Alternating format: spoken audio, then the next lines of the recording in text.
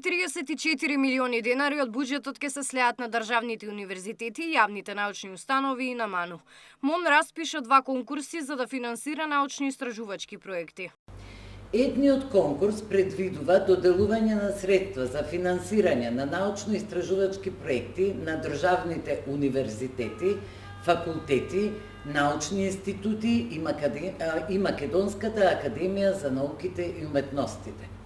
Ке финансираме вкупно 40 научно-истражувачки проекти.